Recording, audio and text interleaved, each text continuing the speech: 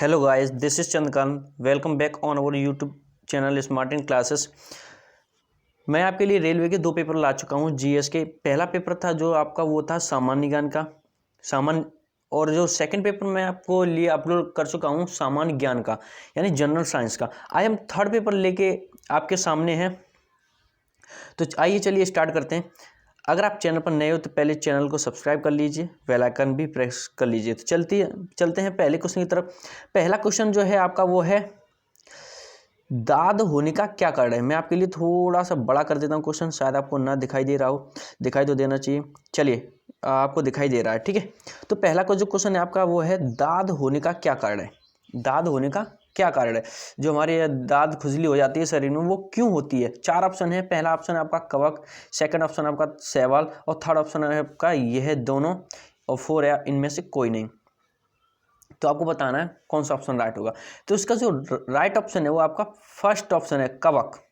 अब देखो चलिए मैं आपको बताता हूँ कवक होता क्या है। देखो भाई, आपको डायग्राम में दिखाई दे रहा होगा कि कवक है। जो कवक है वो इस टाइप का होता है, ये इस टाइप का कवक होता है। अब ये देखो, कवक दो टाइप के होते हैं। एक तो वो होता है जो हमारे शरीर के लिए लाभदायक होता है, और एक वो होता है जो हमारे शरीर के लिए हानिकारक होता है। अब देखो, लाभदायक कैसे होता है भाई। लाभदायक ऐसे होता है जो कवक हमारे खाद्य पदार्थों में पाए जाते हैं, वो हमारे लाभदायक होते हैं।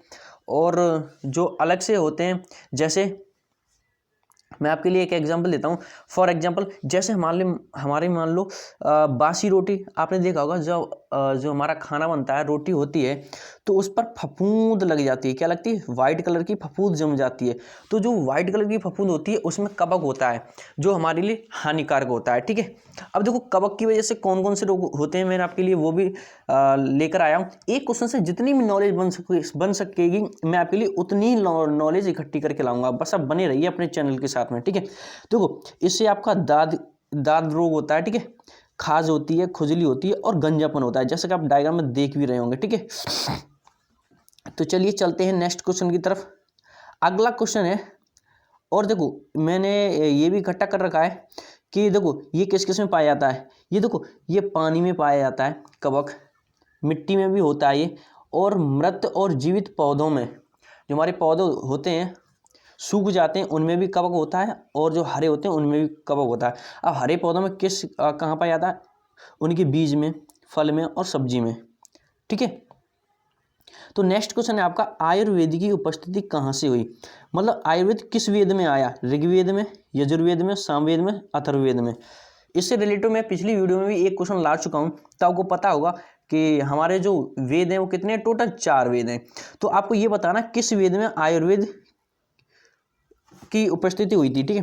तो इसका जो राइट आंसर है वो आपका होगा बेटा अथर्ववेद, ठीक है। चलिए चलते हैं नेक्स्ट क्वेश्चन की तरफ। नेक्स्ट क्वेश्चन है आपका पौधों में जीवन होने की खोज किसने की थी। ये किसने बताया था कि पौधों में भी जीव होता है, जीवन होता है। मतलब वो भी हमारी तरह जैसे हम लोग ऑक्सीजन लेते हैं और कार्बन डाइऑक्साइड बाहर निकालते हैं, ऐसे ही हमारी तरह पेड़ पौधे भी एक गैस को अवशोषित करते हैं और दूसरी गैस का निकास करते हैं, ठीक है। तो ये किसने बताया था? 4 ऑप्शन आपके दिए हैं। जगदीश चंद्र बोस, ये भारतीय वैज्ञानिक थे। दूसरा ऑप्शन है डार्विन, तीसरा है लुईस पास्चर, और थर्ड है एडवर्ड जेनर। तो देखो, इसका जो राइट आंसर है वो जगदीश चंद्र बोस। इन्हें बेटा जेसी, शॉर्ट में जेसी बॉस भी कहा जाता है, ठीक है।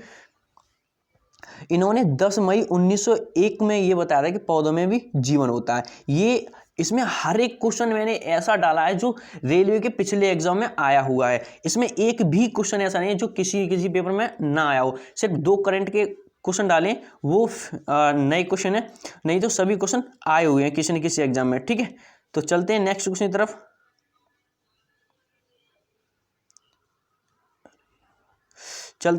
तरफ। जो अगला क्वेश्चन है वो है त्वरण का एसआई मात्रक क्या है।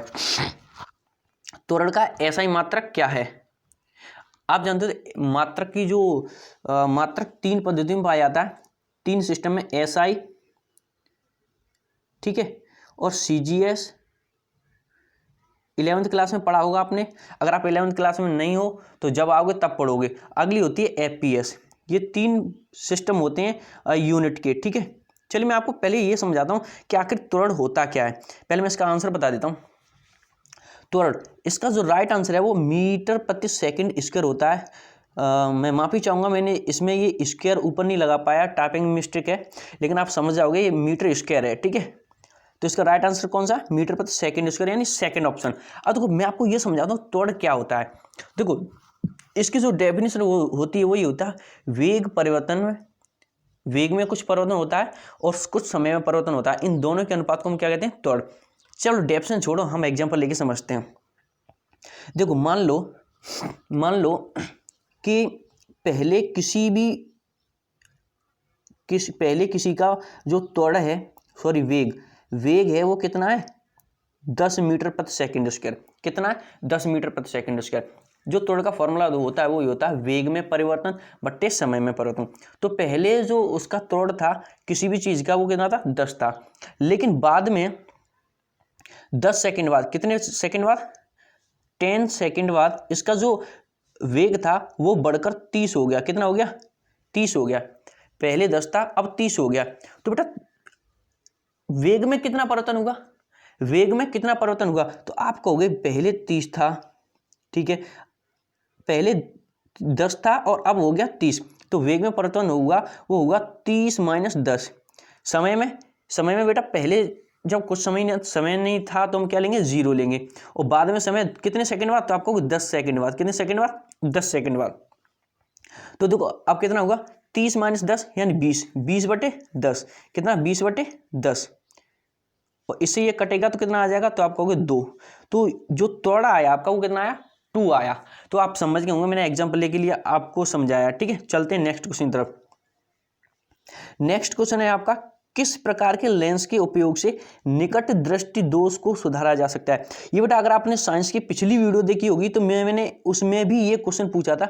वैसे इस क्वेश्चन को मैंने ये हिंदी में लिख दिया, निकट दृष्टि दोष।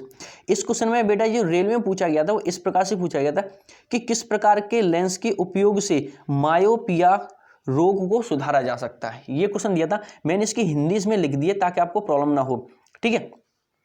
तो 4 ऑप्शन है, उत्तल लेंस, अवतल लेंस, समतल, अच्छा अवतल लेंस मैंने 2 बार लिख दिया, या समतल लेंस था, इनमें से कोई नहीं। तो देखो अगर आपने पिछली वीडियो देखी होगी तो इसका आंसर आप तुरंत बता दोगे, ठीक है। अगर नहीं देखी तो आप नहीं बता पाओगे। तो इसका जो ऑप्शन है, जो इसका राइट आंसर है वो क्या है, अवतल लेंस, अवतल लेंस। तो देखो मैंने पिछली वीडियो में आपको बहुत डीप से समझाया था कि जो निकट दृष्टि दोष होता है वो क्यों होता है, और ये वृद्ध लोगों में ही क्यों होता है, जिनकी उम्र 30 या 40 से कम है उन लोगों में ये रोग नहीं होता, उनमें दूरदृष्टि दोष होता है। कौन सा, दूरदृष्टि दोष। तो उसके लिए आप पिछली वीडियो को देखिए, ठीक है। चलते हैं नेक्स्ट क्वेश्चन की तरफ। बेटा जो अगला क्वेश्चन है ये मोस्ट इंपोर्टेंट क्वेश्चन है, कई बार पूछा जा चुका है रेलवे में। तो चलिए मैं आपको बता देता हूं, मैंने इसका डायग्राम भी सेट कर रखा है ताकि आप अच्छे से समझ सको। तो जो क्वेश्चन है वो है, एक बार मैं थोड़ा नीचे करता हूं, हाँ क्वेश्चन बेटा आपका ये है कि विद्युत धारा मापने के लिए कौन से यंत्र का प्रयोग करते हैं, मतलब इलेक्ट्रिक करंट किससे नापा जाता है। 4 ऑप्शन है, सिस्मोग्राफ, लेक्टोमीटर, गैल्वेनोमीटर, इनमें से कोई नहीं। तो इसका जो राइट आंसर है वो अब आपको बताना है। चलिए देखते हैं। तो देखो जो सिस्मोग्राफ है, ये सिस्मोग्राफ, इससे बेटा आप भूकंप नापते हैं कि भूकंप कितनी तीव्रता से कितनी तेजी से आ रहा है। लेक्टोमीटर है, ये मैंने पिछली वीडियो में बताया था, इससे दूध की शुद्धता नापी जाती है कि दूध में पानी मिलाया गया है कि नहीं, ठीक है। अब जब ये पहला ऑप्शन नहीं है, सेकंड ऑप्शन नहीं है, तो कौन सा आंसर होगा, तो आपको गैल्वेनोमीटर। आपने अगर देखा होगा तो जो हमारी समर वगैरह होती हैं उनके जो स्टार्टर लगे होते हैं उनमें ये गैल्वेनोमीटर होता है। मैंने इसका डायग्राम सेट कर रखा था, शायद वो ऊपर नीचे हो गया होगा। चलिए अगर आएगा नीचे तो मैं दिखा दूंगा आपको कैसा होता है गैल्वेनोमीटर, ठीक है। अगला क्वेश्चन है वो आपका है, रेल पथ में जो रेल की पटरियां होती हैं उनमें प्रयुक्त प्रयुक्त फिश प्लेटों का इस्तेमाल किस लिए किया जाता है? प्रयुक्त फिश प्लेटों का इस्तेमाल किस लिए किया जाता है? आप कहोगे ये फिश प्लेटें क्या होती हैं, इसीलिए मैंने इसका डायग्राम सेट कर रखा है। तो आपको ये दिखाई दे रही है, जो छोटी सी ये दिखाई दे रही है, ये यहाँ से लेके यहाँ तक, ये आपकी फिश प्लेट है। क्या ये आपकी फिश प्लेट है। तो इसका हम यूज क्यों करते हैं रेल की पटरियों? तो आपको दिख रहा होगा कि भाई मेरे, कि इन दोनों के बीच में ये फिश प्लेट लगाएगी। क्यों? रेल की पटरियों को जोड़ने के लिए, रेल की पटरियों को जोड़ने के लिए ये जो फिश प्लेट लगाएगी, किस लिए लगाएगी? रेल की पटरी को जोड़ने के लिए। तो इसका कौन सा आंसर हो जाएगा? तो आपको first option will be the correct answer, कि दो पटरियों को संयोजित करने के लिए। संयोजित का मतलब होता है जोड़ना। ठीक है, चलते हैं अगले क्वेश्चन की तरफ।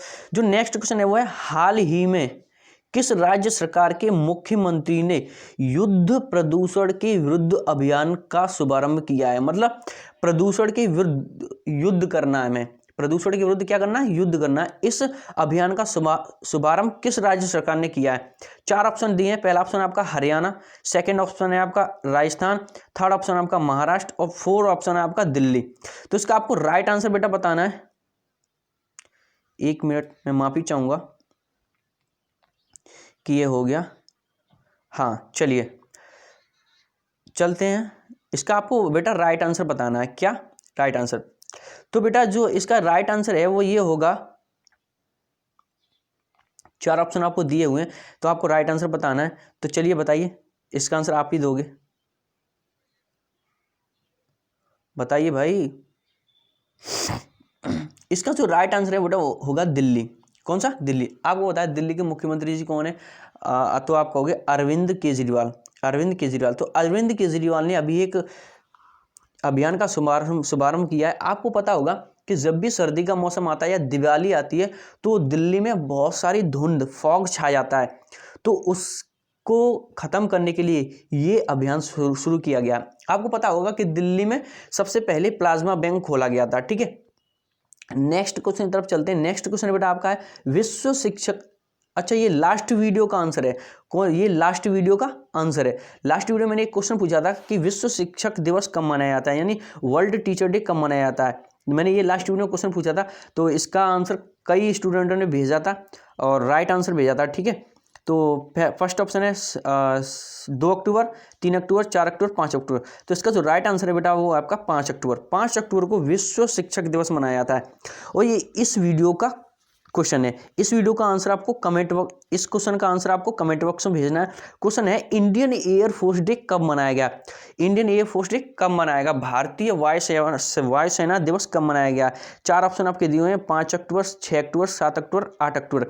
इस क्वेश्चन का आंसर आपको कमेंट बॉक्स में भेजना है। और मैं आपको एक एडवाइस देना चाहूंगा कि इस क्वेश्चन के बारे में आपको जितनी भी नॉलेज है उतनी आप नॉलेज लिखिए। जैसे इंडियन एयरफोर्स डे कब से मनाना स्टार्ट किया गया, कब से मतलब इसकी स्टार्टिंग हुई, और पहले इसका नाम, जो नाम अभी है इंडियन एयरफोर्स डे, पहले इसका दूसरा नाम था, वो नाम क्या था, और इस नाम को चेंज कब किया गया।